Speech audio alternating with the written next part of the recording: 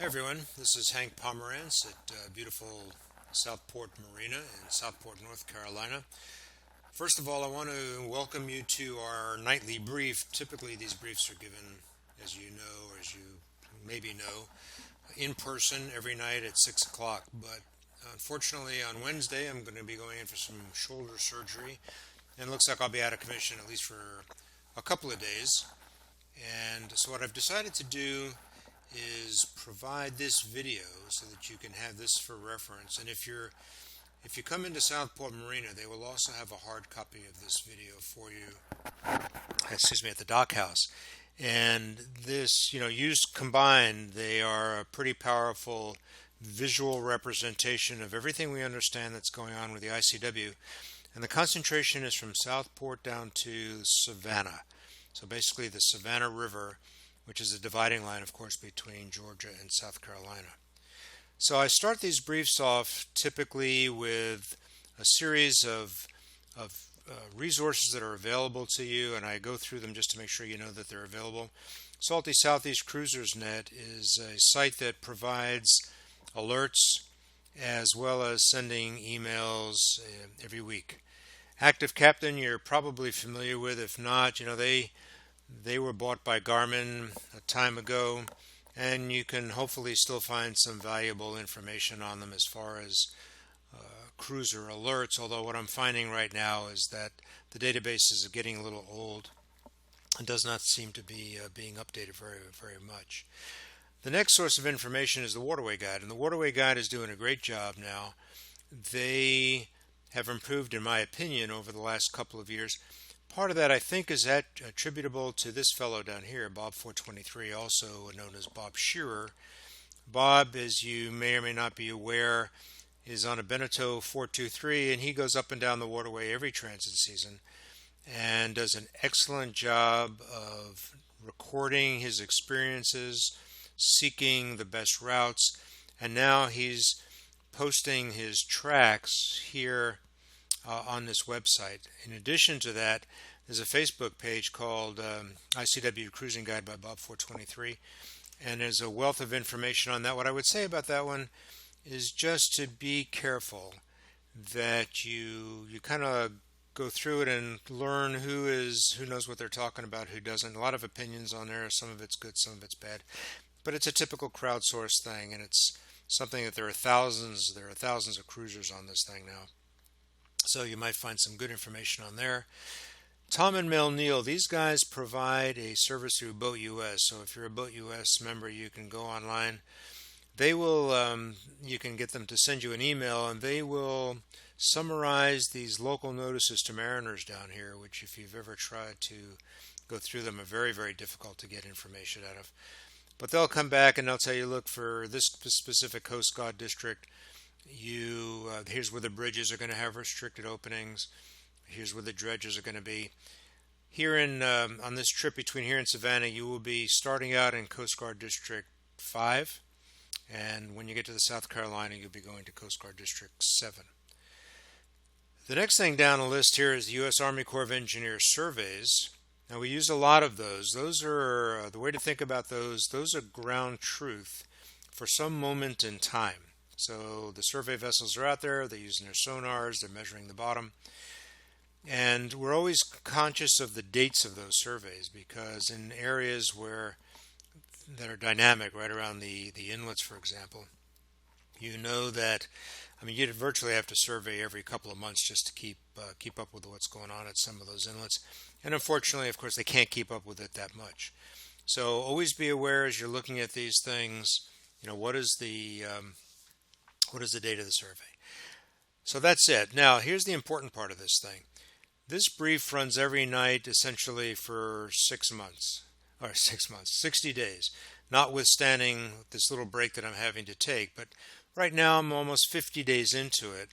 And if you were in my room at the nightly brief, one of the things I would ask you before you left the brief would be that as you were going southbound, please send back information that you wish you would have known about when you were in Southport. In other words, I learned something different. Maybe the folks behind me would get something out of that. So that's your input. That's what that is. And In this brief, you're going to see photographs and emails and text messages, and they're all from cruisers just like you who are paying it forward a little bit. And I call this Cruisers Helping Cruisers, and I invite you to help us out as well. Okay, so let's see how this is going to work. I'm going to step down here now, and if I can get this thing to work here. Sometimes I have a little bit of a difficulty getting this started. There we go. Okay, so the way this works, we're at mile mark here in Southport. We're at mile mark 309, and up here at the top it shows you about what mile mark the graphic pertains to, any kind of geographical reference I can give you. It shows you the date of a survey, and then importantly, if I'm using these surveys, it also shows you the color codes. And I think the thing to remember about these is that these are depths at mean lower low water. And the way I think about it, I think about these depths shown here as pessimistic. In other words, if you have, let's say, you're 3 feet into the tide cycle, so you have plus 3 feet from low water, you would add 3 feet to these values, and that would give you a pretty good idea of what kind of depths you're going to see as you cross. So we'll use this one as an example. It shows you that as you're going down the ICW to starboard here, and actually going out towards the middle of the channel, if you look at these depths carefully, it's right here in the 4 to 6 foot range. Now, you automatically know by looking at this that you're going to have to fade to port a little bit when you go over here. Okay, this is the normal channel, but you're definitely going to have to fade to port. This graphic over here is actually a little bit different look. This is Bob Shearer's view of it when he went through the. This display is actually on an application called Aquamap, and Aquamap loads these things on here for you. And what you're looking at here in the dashed line is Bob's track through there, and on that track, you can see where he's logged 7.3 feet mean low water as his lowest depth going on that track. One thing you notice about this particular instance is that this mark here is embedded in the shoal. So even if I say, come over to port, you can't go really too far to port because over here it's all shoal as well. So you're going to come a little bit, you're going to come left of centerline, or to the green side of centerline when you go through there. So that's how that one works. The next inlet, the first inlet going southbound from here is Lockwood's Folly.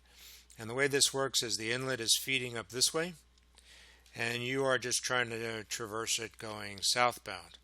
Now, it's pretty clear when you look at this that you can't go straight across this inlet any longer.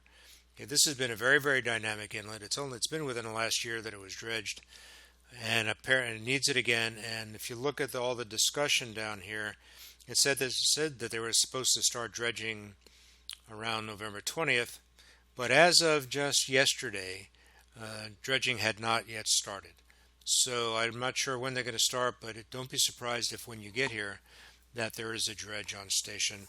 And of course, if that's the case, then make sure you contact the dredge and follow their instructions. The beauty of this whole thing right here, though, is that the marks are now properly placed. When the survey was done back in September, this 47 alpha mark was way down here in the shoal, but that mark has now been moved up to here. I've lost my cursor. There you go. That's the new 47A. Over here you have 47. Over here you have 46, and then around here you have 48. Those are all good marks. There's a dashed line here. I hope you can see that. There's a dashed line that goes through there. That dashed line is the recommended route. So it's very, very simple, truly. You just, before you get to 46, you just start heading up between this mark 47 and the land. And if you've not been through here before, this is fairly close in here. This is not, it's right, this distance here is not very far. But you can see by the blues that this is all pretty good water. The key here is not to hug any marks. You go nice and wide around 47, you go nice and wide around 48. Of course, you'll see this mark, and then you basically follow this through. You will notice on the survey that the least depths that you see in here at mean low or low water is 7 feet, while over here you see 6 to 7 feet. So if you're drawing 6 feet or so, those are areas to definitely be careful of, just to make sure that you try to get there perhaps at a little higher than low water. So on a rising tide would be great. We still have 4 to 5 foot tidal range right in here, and so that's all there is to that. Follow those around, and you'll be in good shape. Also on these inlets here, these inlets, the current can run pretty quick on these inlets. On an ebb tide, this inlet and the next one in particular at Charlotte Inlet, but on an ebb tide, the current will try to drag you towards the south. In other words, towards the inlet. Obviously, it's going out.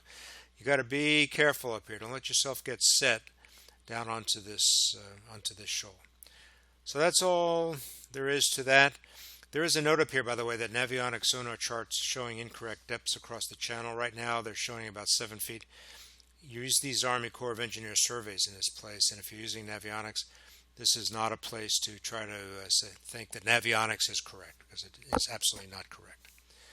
Okay, so let's go further south a little bit. This is a pretty easy one. As you're coming north up here, you can see shoal, particularly off to starboard, but also off to port. And you'll notice again that this green mark is embedded a little bit, so you want to favor the green side a little bit here, but not too far, and you'll be good to go. There's also a note here about watching for crab pots in the area. This next inlet going southbound is Charlotte Inlet. We're at mile mark 330. The date of the survey is not that old, really. It's about a month and a half, although in terms of these inlets, that's not real current. So all you're really trying to do here is you're trying to work your way down south across the inlet. The inlet is coming up from the south, just down here. Your chart's going to show that there's an 80, a red 80. There's a red 80 alpha, a green 81, and a red 82. Well, that's what they're supposed to be there, but it's not. So you have 82 is missing, and then green 81 is missing.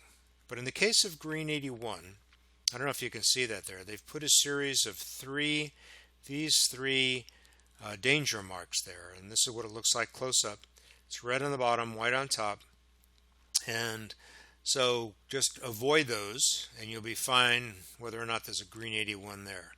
And the way to handle this whole inlet really is just truly to come off here a few boat lengths, and then you'll just sight off here by a few boat lengths off 80 alpha, and you just basically stay on that line all the way down through here until you get back towards deeper water. Then you take a nice gentle turn to starboard, and that's all there is to it. This should not be an issue for you. There's plenty of good water, and you should be good to go. Looks like this is Bob 423's track that I've borrowed from him again. Shallowest he found doing that was basically 9.8 feet. As you can see, here he goes, like that. Okay? So that's all there's to that. Again, just make sure that you are very, very conscious of the current going through there. This is coming around. This is before you get to Little River Inlet. As you come around the corner here, you see a 116 and a 117 mark. It gets a little shoal there towards the red side, so take a nice wide turn. That said, you don't have to come all the way out here to green 117. Just take a bit of a turn through there, on the middle towards the outside. Then as you're coming across Little River Inlet, so this is Little River Inlet coming in here, there's a couple of red marks up here. And what you've got is that you have just essentially across the North-South Carolina line. So the inlet, the ICW marks have changed now. You've gone from 116, 117 to 2. Some folks get confused by the fact that there's two number 2s up here. Here's a photograph of them. The reality is that this number 2 is Calabash Creek, which is potential anchorage for you if you're looking for an anchorage. And this number 2 is for the ICW. The bottom line is you don't go up close and personal to any of those guys. It's really not necessary to do that. You just head it straight across like that. Now you'll notice in this survey that there's a circle here. That circle has a number in it. Those numbers are to point out areas that are a little bit lower than all the values around them. So you might have a bunch of 6 to 7s, and right there you have a hump, and it's got like a 4 in it or something like that. The other thing to notice about this chart is that now that you've crossed into South Carolina, please notice that the color code down here is changed. Okay, up in North Carolina, you had a deep red for 0 to 4 feet, then a lighter red for 4 to 6. Here, the reds are all 0 to 3, then 3 to 6, and et cetera, et cetera, et cetera. So you always got to be careful about making sure you check the color code. This color code, by the way, stays for the entire time you're in South Carolina, with the exception of any time you're in a port. If you're in a port, they use a little bit different color code. Anyway, just be checking. Current runs pretty strong right across here, so watch about getting set. This is Calabash Creek. I just talked about anchoring up in Calabash Creek. I'm not going to spend any time with it, but this is information for you if you decide to go up there.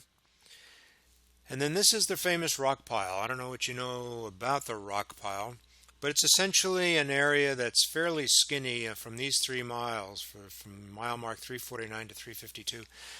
And what happened here is when they blasted the ICW many, many years ago, they ran into this long stretch of granite.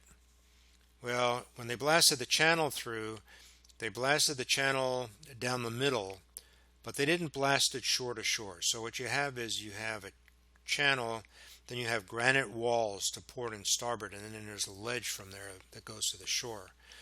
Up here you can see the mark here? Up here you can see the granite ledge. Now, what's important here in this whole thing is that you stay in the visual center of this thing as best you can, and you make sure that you honor the marks. And as you can see through here in this 3-mile section, it can get pretty darn skinny. So here's a picture, here's an image of a tug pushing a barge. Those present the greatest challenges to us going through this area because, number one, as you can tell from here, two boats are not going to fit through there at the same time. They are also, they tell us they have blind spots when they come through these areas here.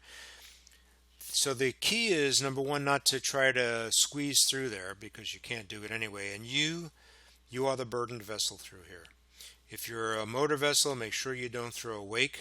It can be very, very dangerous to any boat that you pass. Now, the key to this thing with these commercial vessels is to try to establish some sort of communications with them. Now, some of them have AIS, some of them don't. And I've heard people say, well, yeah, they're supposed to. Well, that's nice. But we know for a fact that some of them do, some of them don't. So you may or may not see these guys on AIS. So your next best bet is radio contact. First of all, we suggest that you call a Securite before you go in there. Now, the Securite, the way I call a Securite is I go Securite, sailing vessel Han Lee, approaching the rock pile southbound. Interested traffic Han Lee is standing by 16. Now, when I say southbound, they immediately know that I'm essentially right up in this area. And I will say this, once you get by 352, this mile mark here, you're still in the rock pile essentially, but it widens up significantly. So this is the skinny area. Okay, so you've called your Securite.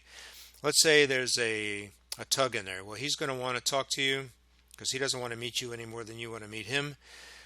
So you will start negotiating what's going to happen. He may say, hey, look, I'm going to be leaving the rock pile here shortly. Why don't you wait until I get through?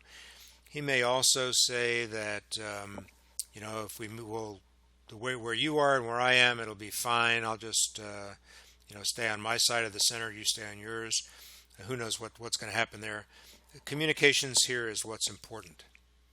Now, there's another way to do this about this northbound traffic that is really quite effective. Let's say that you can't reach them on channel 16.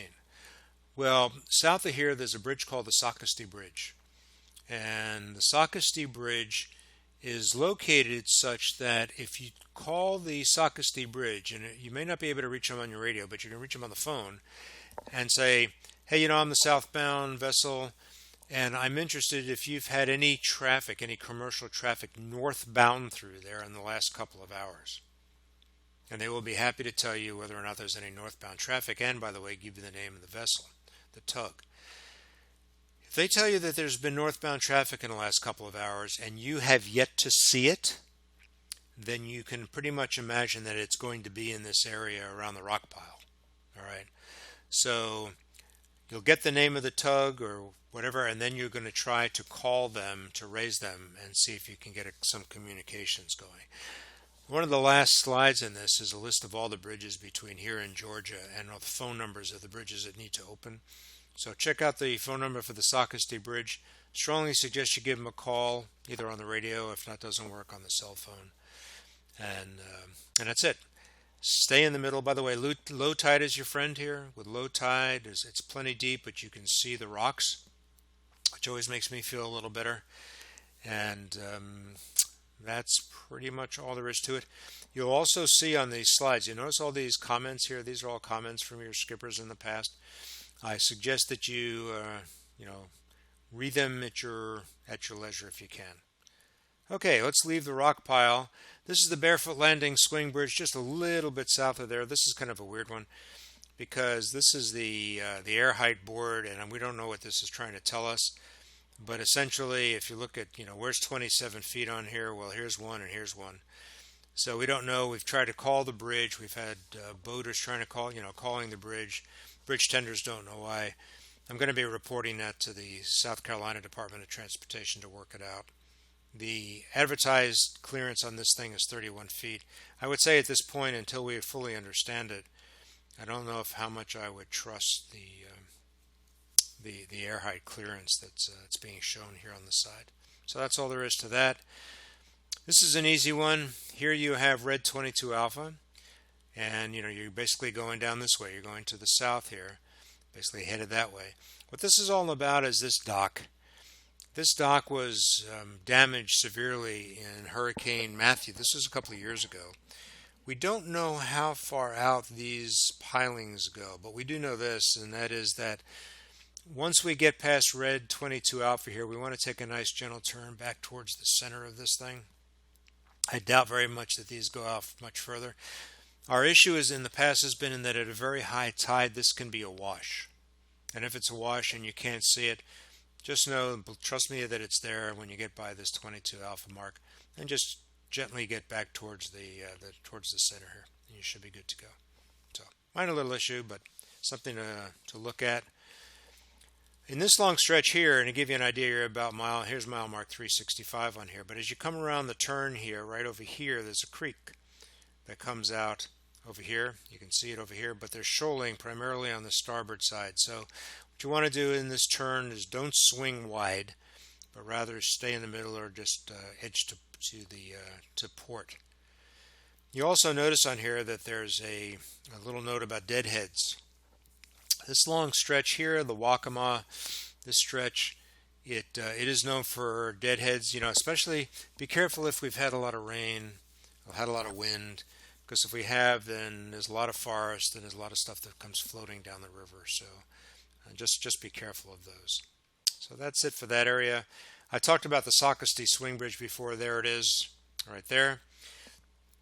And right behind it, this is southbound, right behind it is this high-rise bridge. This is for sailboats. If you're a sailboat and you're curious about, before you get there, about what kind of clearance you're going to have, because 65 feet is really critical for you, there's a website you can go to, and I want to thank Bob Shearer for this, but there's a website you can go to that talks to you about the water depth. And you can essentially say, well, if the water depth is 15 feet, then I know that I will have 62.4 foot clearance through there, height. Okay. Other than that, it is well marked in this particular case.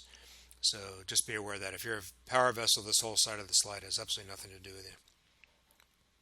A little bit further south, in this area right over here, there's a point here. This is called Bull Creek, and Bull Creek is a pretty popular place to anchor. This down here is called Prince Creek. But as you're coming down the waterway, right over here, there's a bit of a shoal. And you'll notice the magenta line as it comes through here. The magenta line takes you to the port side, and that's exactly what you want to do. I just try to show the same up here. A little note about the magenta line: be very, very careful about not trusting this sucker blindly as you go down south, because it will definitely get you in trouble. It is not maintained, it is not updated, the waterway is changing under it. So just be aware of that fact. If you're going into Bull Creek, just go south around that shoal and go back up into the creek, and you're good to go. So that's all there is to that. Now you're down at Winya Bay.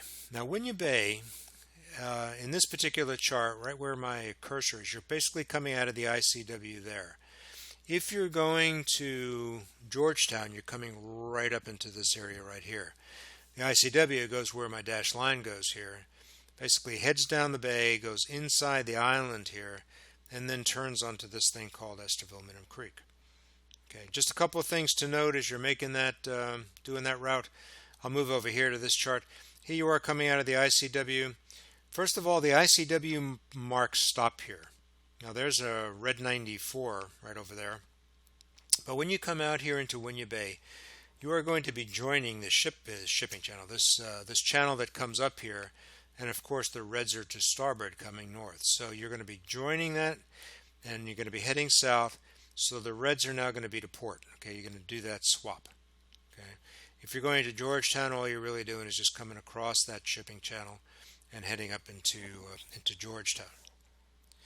Now, I mentioned that the ICW marks stop up here. Well, they start again right down here. There's a red 96 down in this area.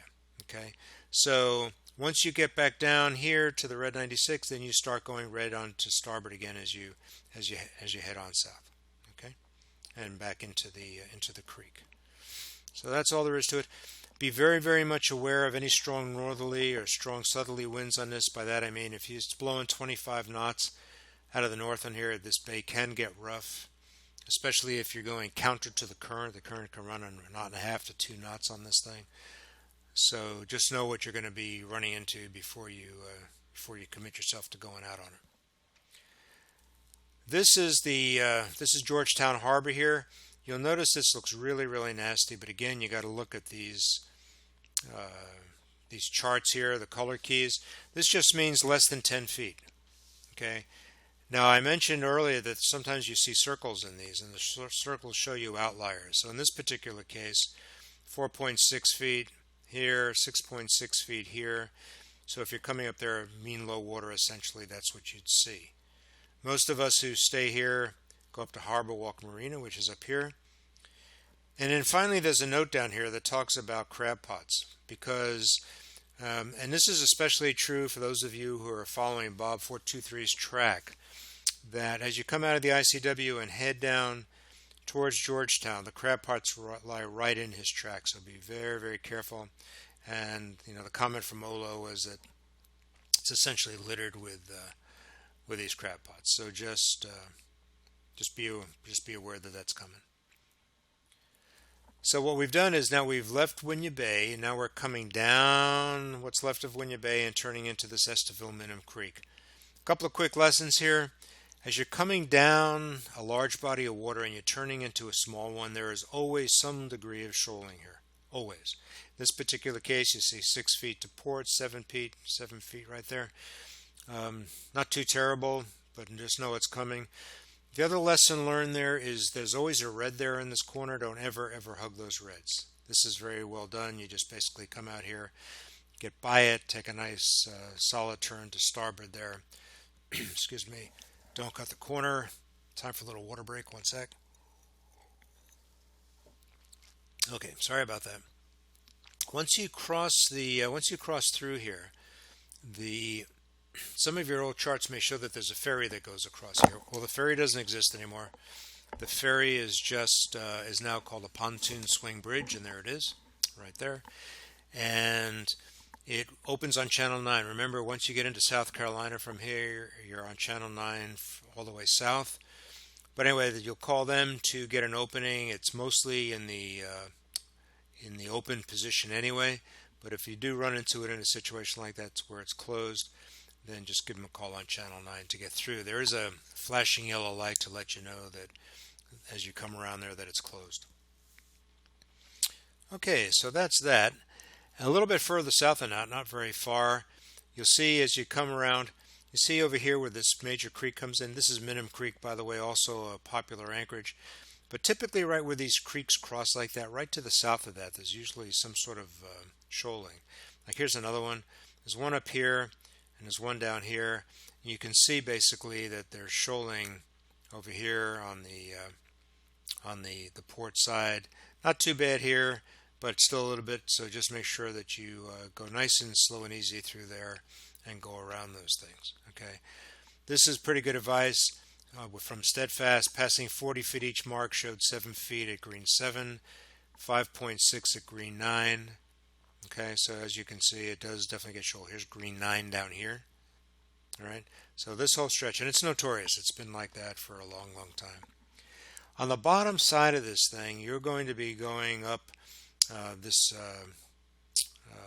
river, and watch what happens when you cross here. There's a couple of areas to look for here and here. So that's kind of the next slide. This is the North Santee up here. As you come around this corner to the North Santee, you have a red 16. Notice here how shoal it is around red 16, way out and towards the channel. This is Bob's track. Well done. Takes you well south of that shoal. Nice wide turn around it. And then you'll notice what happens here. Notice how close he stays to the shore. Very, very important for a couple of reasons. Number one, when you make this turn here, you're coming around here. This is the river. This, to me, this is hard to pick up. This little creek right over here is really hard to pick up. So by staying here, and you're staying in plenty deep water by the shore, you're in good shape and you can easily pick up that creek. The other thing is that, as I mentioned earlier, these big bodies of water going into these little creeks, it's always shoal in there. Here's red 18 right here, and you can see just how shoal it is. So, sorry about that. Let's go back. Basically, for about 100 yards in there, this thing is pretty shoal. So you want to stay down to port.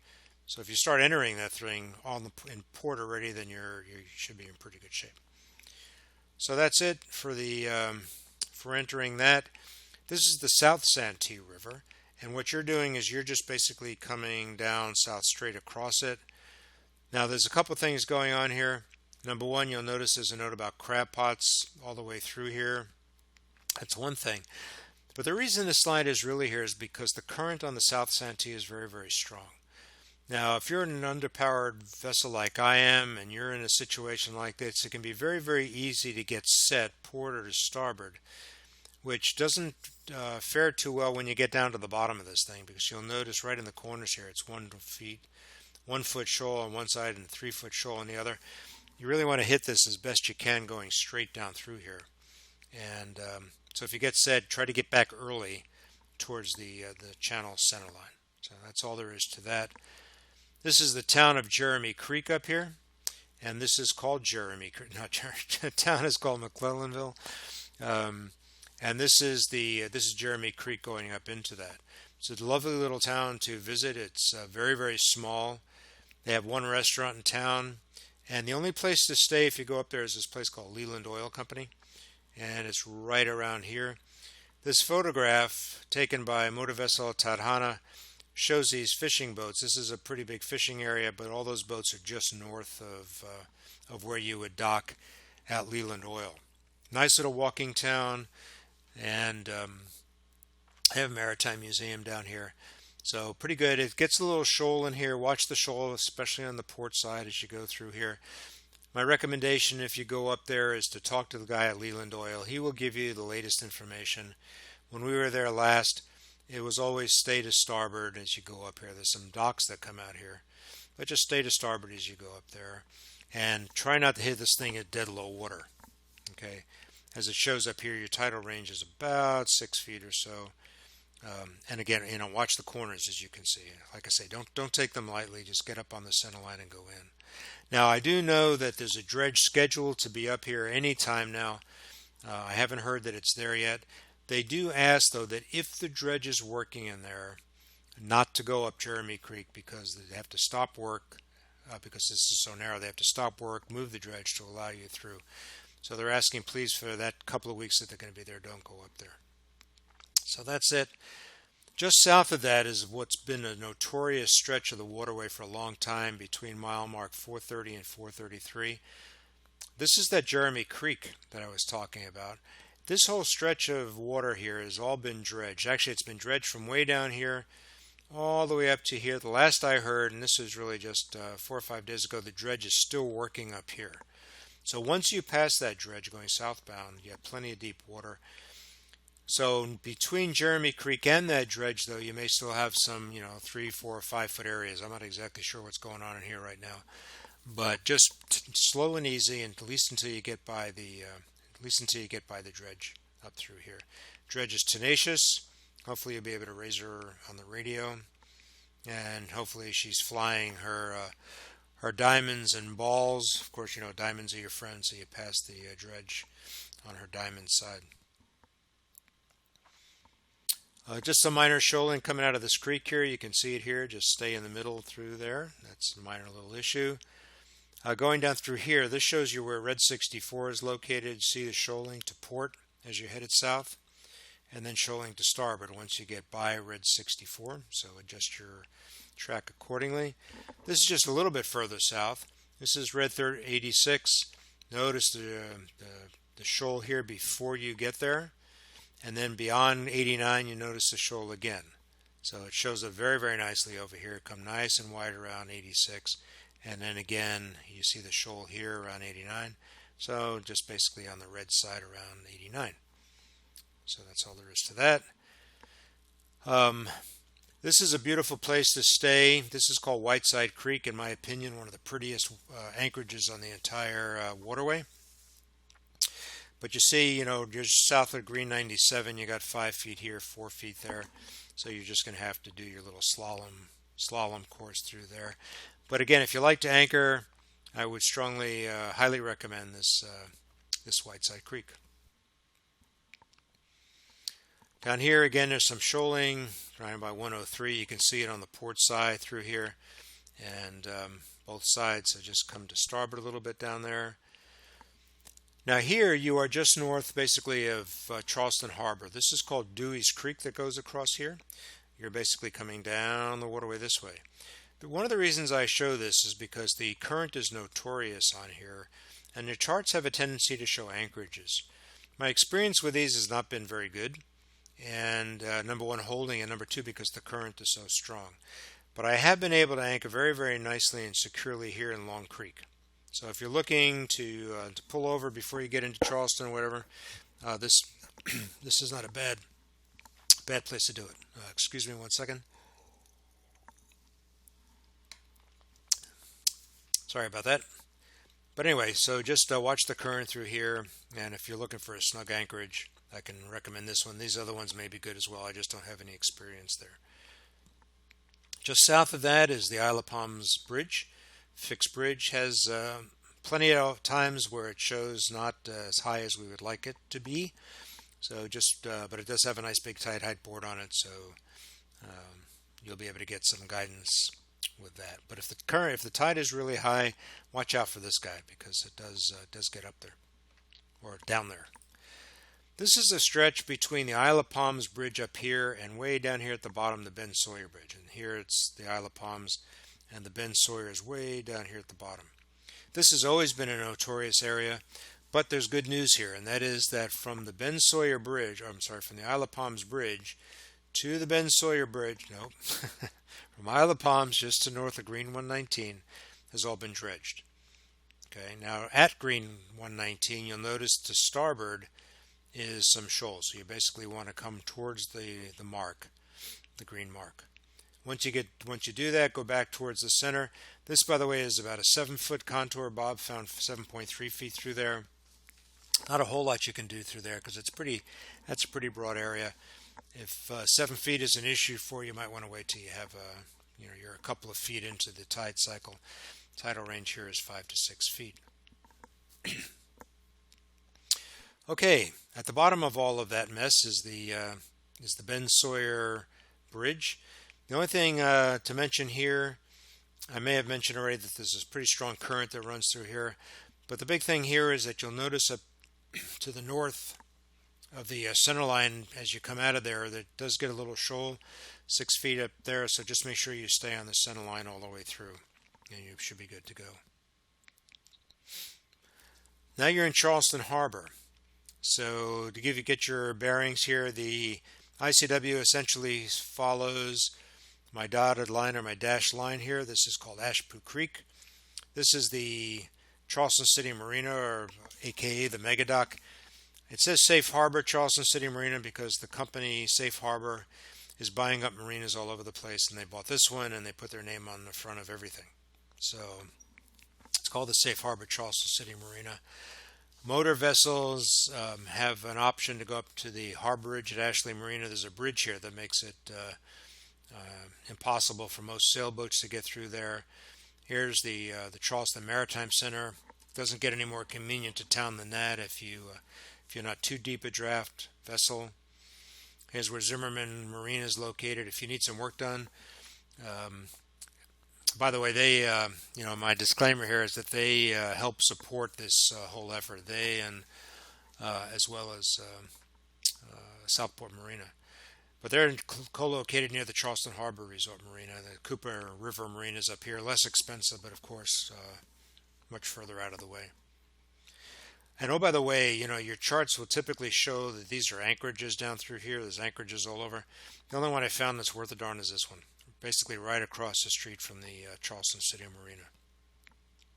So let's continue our wandering down the waterway. Here you go into the Ashpoo Creek. Or the Wapoo Creek, I'm sorry. You're turning off the Ashley River. And by the way, the Ashley River, the current all the way through this whole Wapoo Creek and the Ashley River is absolutely wicked.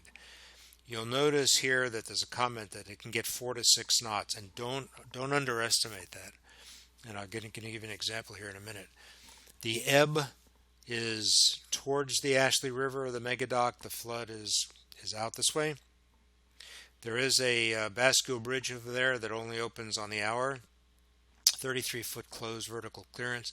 There's also a high-rise bridge here. If you're a sailing vessel in particular, if you're an underpowered vessel, be very, very careful about coming here on a strong flood tide, because staying off this bridge, waiting for it to open, can be a heck of a challenge. So that's it. Now, you ask, well, how strong really is it? If you look at this bottom comment here, first of all, she said that it has the bridge had 30-foot vertical clearance, and then she says that Elliott Cut, which is where we are, it's Wapoo Creek and Elliott Cut, Destiny was at idle and we were going 12 miles an hour. Now, when she first sent me that, I was a little bit shocked, so I went back to her and said, "Are you sure it's not a mistake?"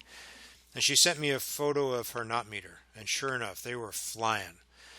So I looked at the current meter over here. This is where the current is measured, and she said she was there at 8 o'clock in the morning, so I looked at 8 o'clock and it said 3 knots.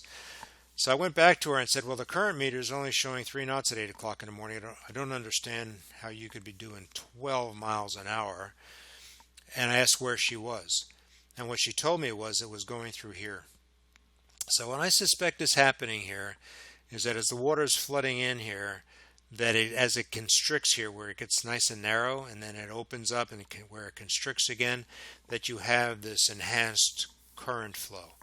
The bottom line to all this, folks, is just to be very, very much aware of the current.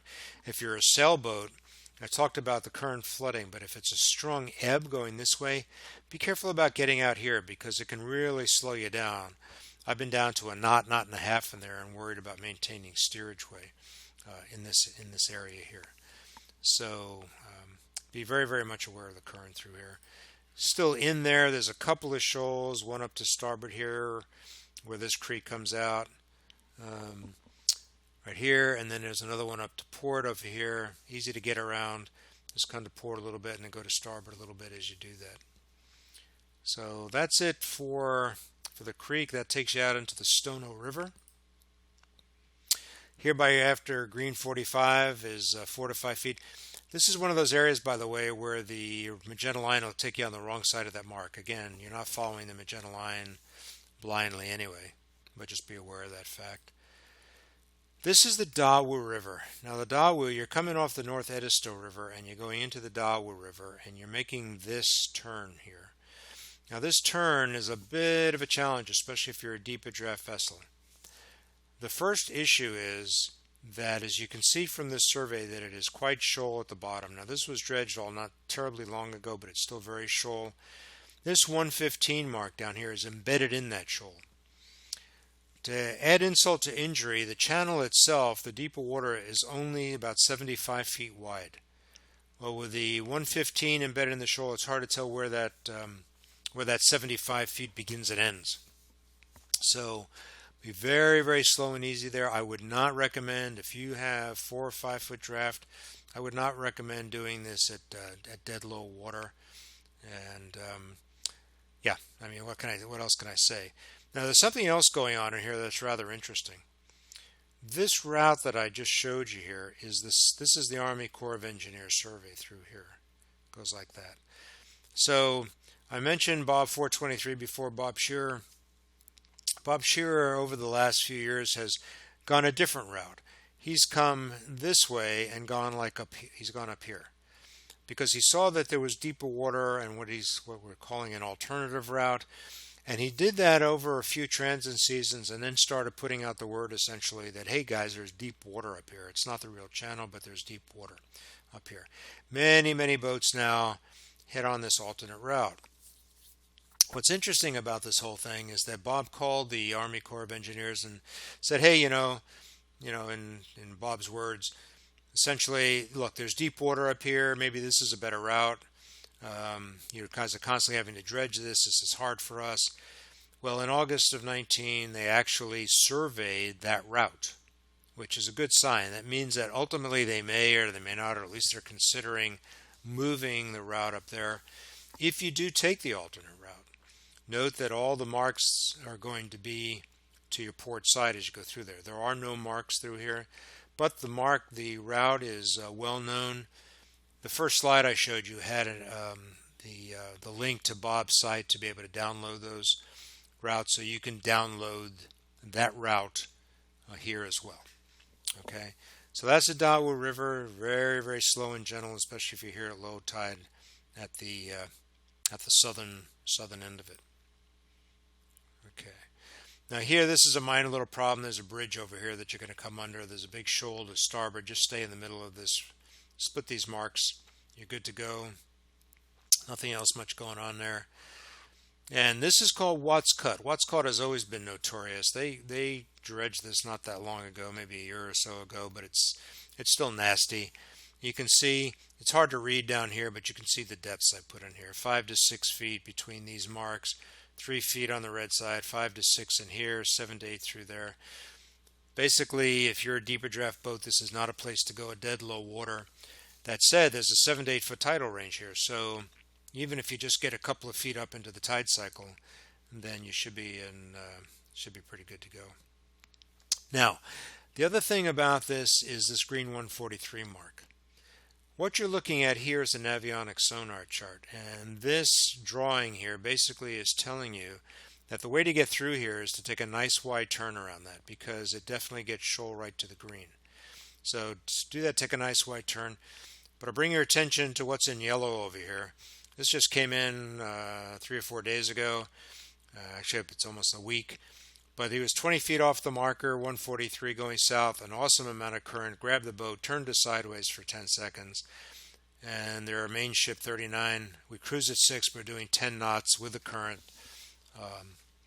And by being 20 feet off, they had 9 feet. So as you're turning into the river here, just be aware of the fact that the current can definitely get you on that river. So shallow water through the cut. Be careful around when you make the turn into the river. You're leaving the South Edisto River and you're going into this thing called Fenwick Cut. And Fenwick Cut is well marked. You're just going to come in here and you're going to turn up the Ashpoo River.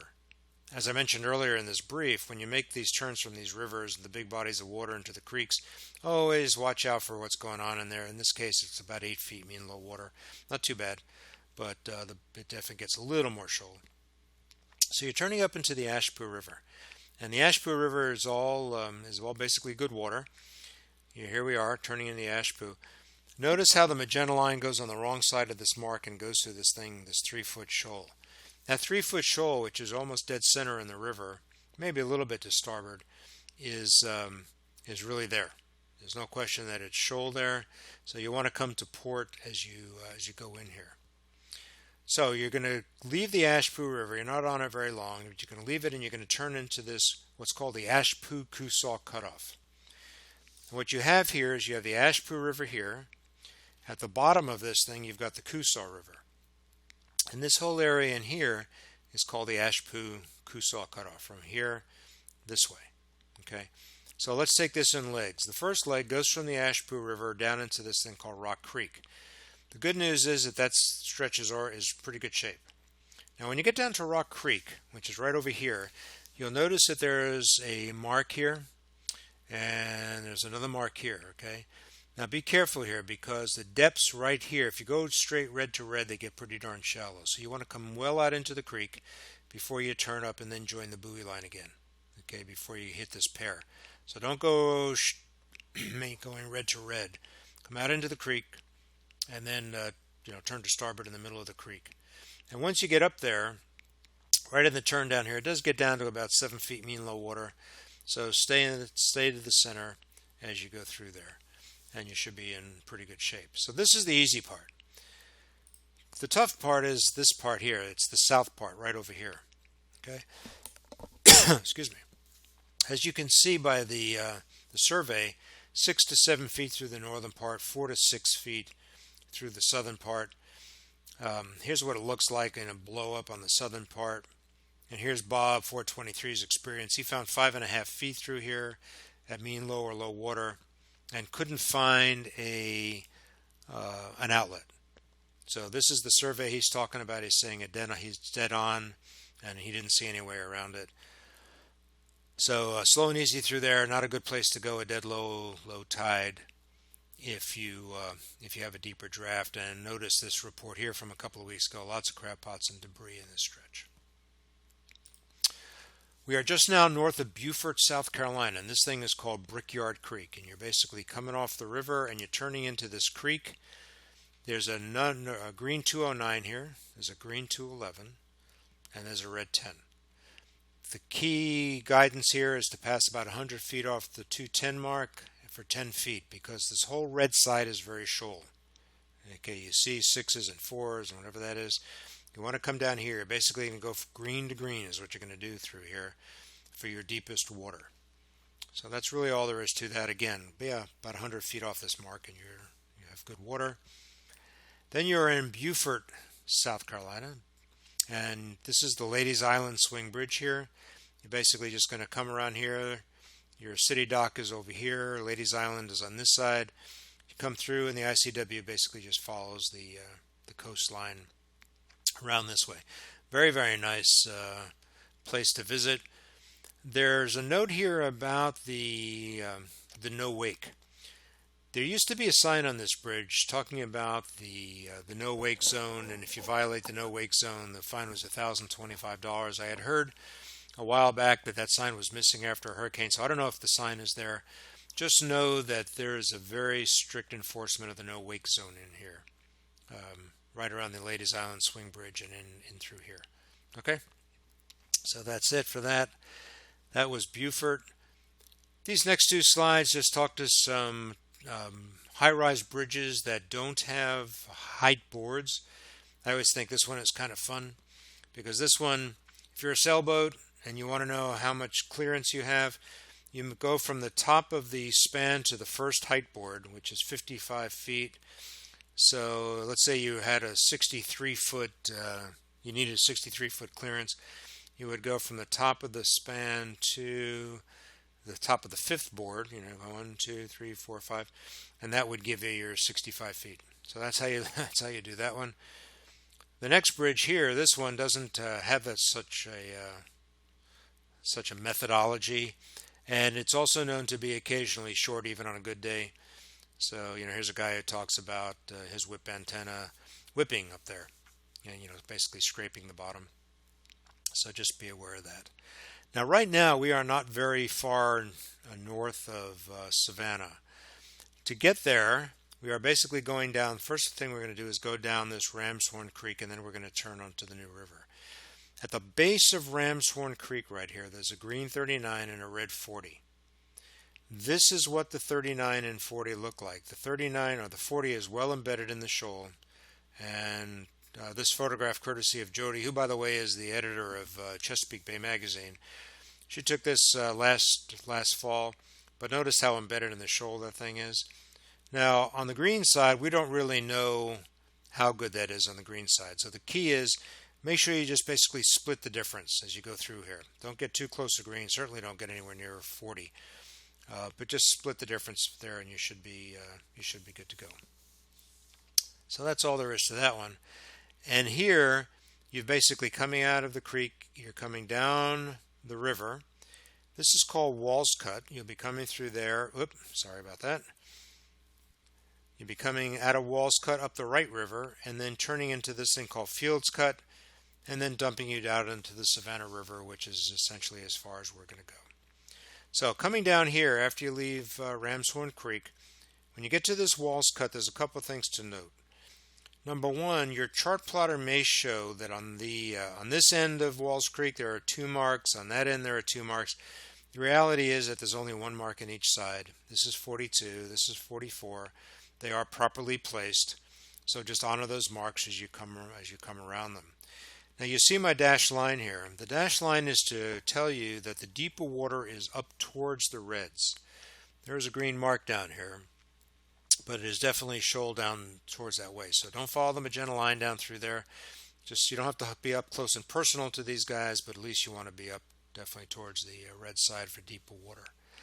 You turn onto the right river, nothing much going on there, but then you turn into Fields Cut. Now this is a very busy slide, but what you have here, let me back up a slide.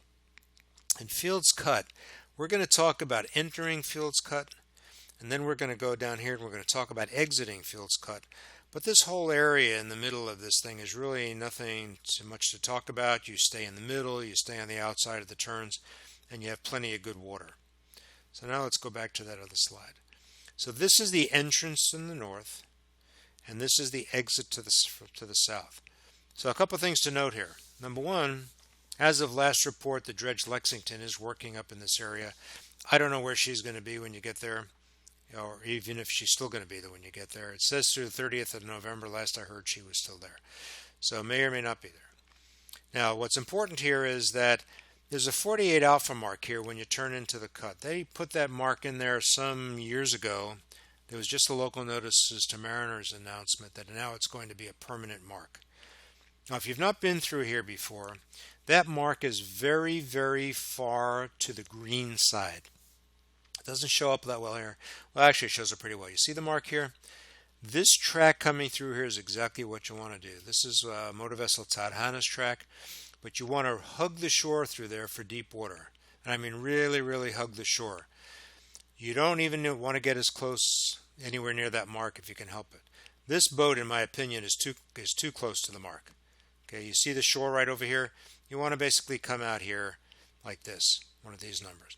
You can see how far away the red shore is. Red shore is way over here, right? So just essentially honor that mark, stand off at a boat length or two, and then hug the shore. And once you do, once you get by the mark, gently turn back into the center, and then you just go down the center of that mark, or the center of the cut. On the south side of that thing, you have a pretty wide opening into the Savannah River. The key is, this is a navionic sonar chart, by the way. The key to this whole thing is at the southern exit, stay 100 feet off the red shore. The range tower, there's a range tower in here, and there's a red 50 here. Okay, so you want to stay 100 feet off all that stuff, and that puts you in 15 to 27 feet at mean low water. And I note here that it's near the visual center, but it is definitely still off center on the red side, right? And there are container ships going up to the port of Savannah all the time. They are hard to see visually until you're basically out almost to the river. You're not going to see anything coming up, any ships coming up. So the key is to monitor channel 13, listen to the port pilots, and they'll give you an idea about where these ships are. Once you get out there, of course, you'll see them. You'll see them, but you just have to stay the heck out of their way. And in this particular case, it talks about AIS. If you have AIS, for certain these guys do, you'll be able to know they're there. If not, if you'll just listen to them and expect every half a mile or a mile coming up the river, you're going to have another one. The river is kind of twisty, bendy, so they are kind of hard to see. Just be aware of that fact and stay the heck out of their way. This is a list of all the bridges between the South Carolina line and all the way down to Florida.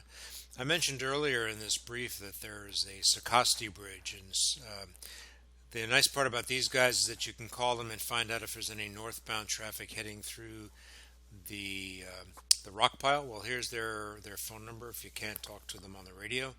And of all these bridges, the only one I know that's really being worked on at this point is this one down here called the Coston Bluff Bridge. It talks about the Sam whatever bridge, but it's also known as the Coston Bluff Bridge. And they're building a high-rise bridge in the area. So just be aware of that fact. A little more admin stuff to close things up a little bit. This is just a list of some fixed bridges and some of your fellow skipper comments if you're a tall-masted sailboat and you're concerned. This is a list of links to the Army Corps of Engineers surveys. This is the Wilmington District. They do North Carolina. This is the Charleston District. They do South Carolina. Georgia down at Savannah and the Jacksonville districts. They don't do much in the way of surveying and posting their surveys. So this is primarily helpful up in North and South Carolina. This is kind of a fun link to the Free Dock site. And the Waterway Guide is doing a really nice job of keeping track of the hurricane damage as a result of the last couple of years full of hurricanes for the Bahamas as well as for South Florida. And then other links, I normally, if you were up in my brief in the evenings, you'd get a weather brief. And it talks about the weather between here and Savannah. But these are just some of the sources that I use for my weather brief. I'm a meteorologist by trade, so I like to do the weather part. Windy is great when it comes to just looking at some of the models and seeing the atmosphere in motion. This site is very, very nice in that it gives you a loop and you can follow the highs and lows and the fronts as they cross the country. This is the link to the National Data Buoy Center where you can look at all the offshore buoys and see what's going on before you jump out. This is just the National Weather Service office site up here in North Carolina. I'm retired Navy, so I feel like I have to give you the Fleet Numerical Meteorological and Oceanographic Center. They're located in Monterey, California. The marineweather.net site is very, very good in that what he's doing for you is he's going from all the way from Maine down to Key West, and he's with a click and just typing in a couple of keywords. You can get the forecast for any of the areas between, like I say, Miami and Key West, plus the quick access to the tides. This just happens to be some tide apps I have on my cell phone, and then up here you've just got some symbology that you're liable to see on the charts, on these charts over here. So that's pretty much it. If you would like to contribute information or let me know how you're doing, here's my email address, and there's my cell phone for calls or text messages. I'll respond to anything that you send, let you know that I got it. I do ask a couple of things when you send me information. Make sure you let me know who you are. Give me your name and your boat name, preferably a draft to go along with it. If you're giving me the depth of water, this is important. All the depths that I give you in my brief are mean low water. So when you give me the depth of the water, you may or may not know the state of the tide. If you do know the state of the tide, please tell me. So for example, you can say, well, I was at plus 3 feet in the tide cycle, and oh, by the way, I had 7 feet depth. That's perfect. If you don't know the state of the tide, that's fine too. Just tell me where you are and when you were there. Give me the date and time, and I will figure out what mean low water would have been at that time, and that's the way I'll present your information. Again, you can either do that by text or you can do it by email, and we appreciate it. Folks in your wake who see your information will certainly appreciate it, and that's that. So that's how you participate. So that's really all I have for you on my behalf, on the behalf of Zimmerman Marina, Southport Marina. We thank you so much for participating and listening to this. Again, if you are here at Southport Marina, hopefully you got a hard copy of this. And I would appreciate any text, phone, or emails. that let me know what you thought about doing it this way. I typically don't provide this service, but I am going to be out, and I apologize for missing you. So let me know what you thought. Let me know ways to improve this in the future if I do this again. I want to wish everybody smooth sailing, rising tides on the ICW at all times, and best of luck to you. Take care.